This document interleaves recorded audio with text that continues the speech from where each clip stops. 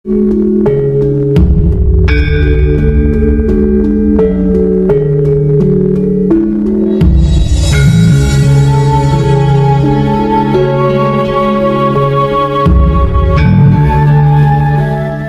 kira saya sudah sampaikan dengan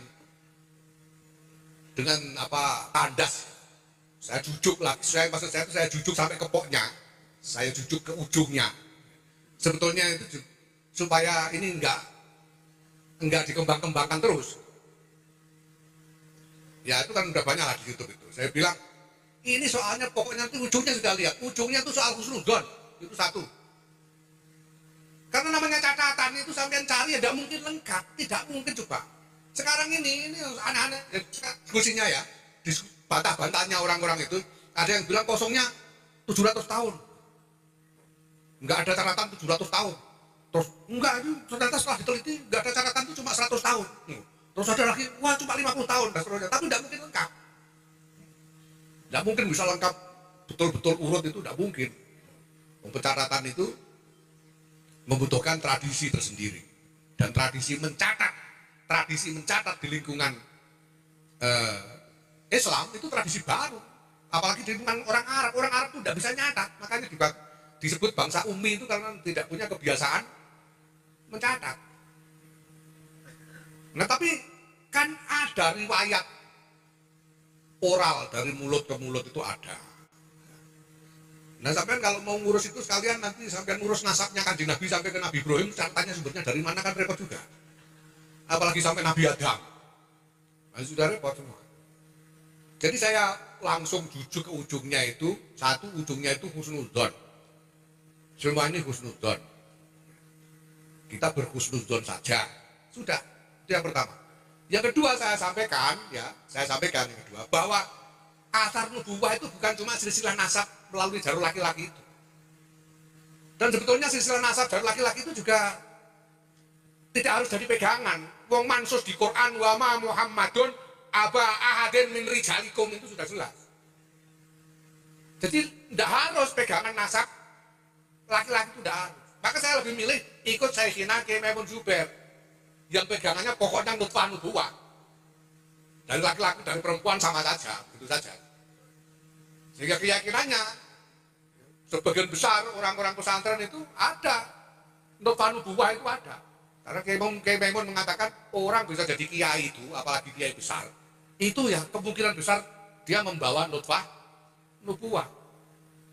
Karena dia bawa imamah diniyah. Nah kalau nutfah nubuwah dari laki-laki maupun perempuan, martabatnya sama saja. Kalau yang pegang nasab laki-laki harus dimuliakan, yang turun dari perempuan juga harus dimuliakan. Gitu. Ya. Jadi tidak bisa ada pihak yang mengklaim, mengaku saya lebih mulia, saya paling mulia. Ini sama mulianya. Saya aku yakin Kiai Syafi'i ini juga lahu nutfah nubuwah.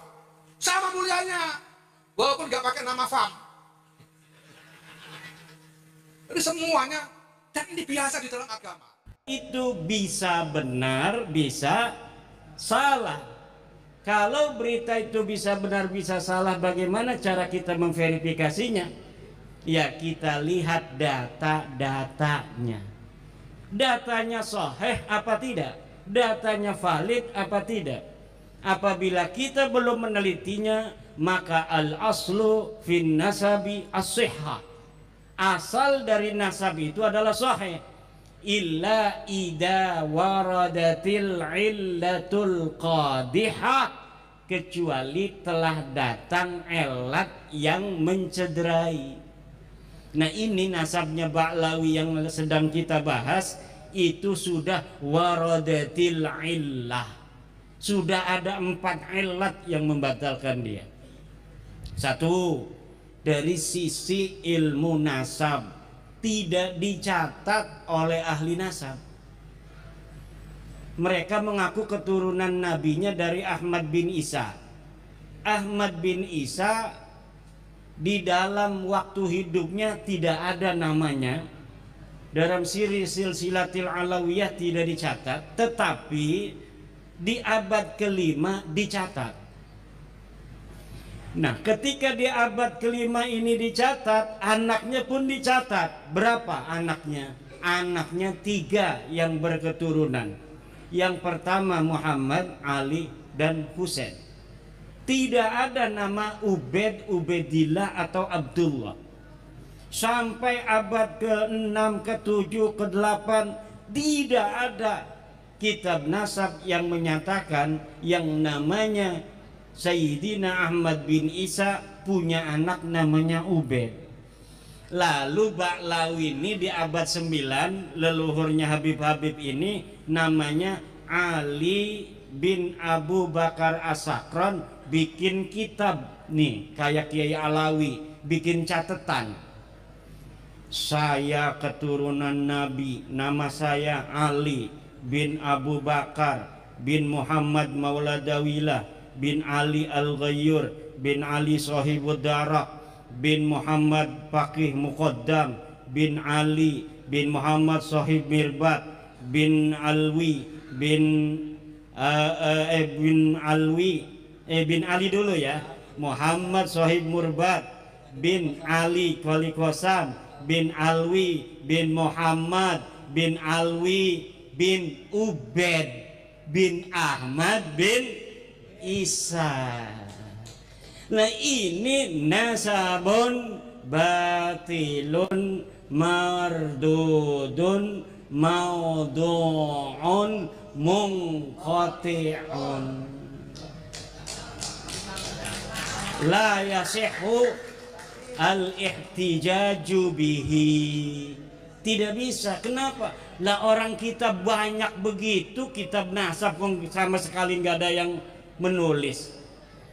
Kitab nasab mulai abad ke-4 Siri Silsilatil Alawiyah, abad ke-5 Tahdhibul Ansab Al-Majdi Muntaqilatul Talibiyah, kemudian di abad ke-6 As-Sajarah Al-Mubarakah, di abad ke-7 Al-Fahri Al-Asili, di abad ke-8 As-Sabatul Musal, di abad ke-9 Umdatul Talib Al-Kubra, Umdatul Talib Al-Wusta, Umdatul Talib Al-Kubra. Semuanya tidak ada yang mencatat yang namanya Ahmad bin Isa punya anak namanya Ubaid, Abdullah, Ubaidullah. Tidak ada. Pokoknya teu aya. Cek orang Bandung nama teu aya iku ora ono. Ya kalau nggak ada ya gimana lagi. Mulai adanya sejak abad 9 mereka mengaku. Lalu banyak nih kitab-kitab karena dia ulama besar, Pak. Jadi Ali As-Sakran ini kiai memang. Dia punya bapak kiai juga. Bapaknya punya murid-murid. Dari mulai bapaknya ini bikin kitab sesuai dengan apa namanya itu penjelasan dari gurunya, namanya Abdurrahman Segaf. Abdurrahman As-Segaf punya anak Abu Bakar. Ini Abdurrahmannya kiai, ulama. Kemudian Abu Bakarnya kiai, cucunya kiai. Ini punya murid, ini punya murid, ini punya murid. Semuanya punya murid yang kemudian mempopulerkan nasab ini. Semuanya di abad ke-9 sampai sekarang surah wal istifadah populer sampai ratusan kitab, Pak. Hanif Al-Attas sekarang sedang mengumpulkan kitab-kitab sejak abad 9 itu sampai sekarang ini sudah bisa terkumpul 140 kitab yang menyatakan mereka turunan Nabi.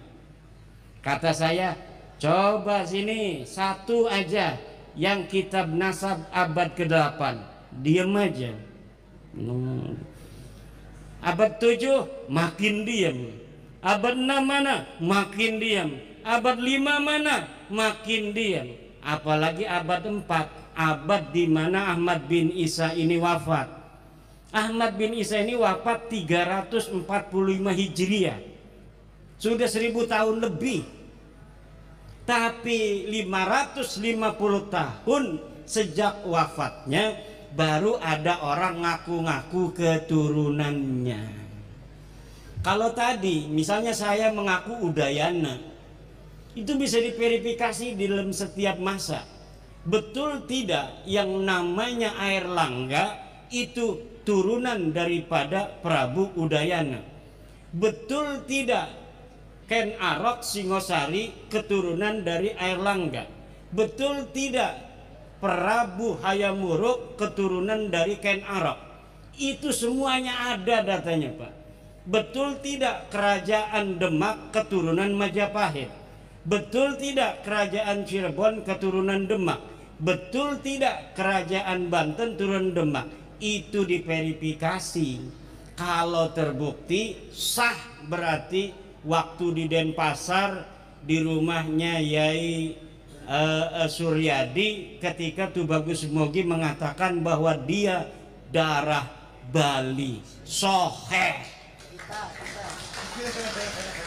Kalau dicari manuskripnya ternyata ini bohong, ternyata yang namanya Airlangga itu hanya anak tiri daripada keturunan Udayana, maka nasab ini disebut nasabun batilun mauduun mardudun.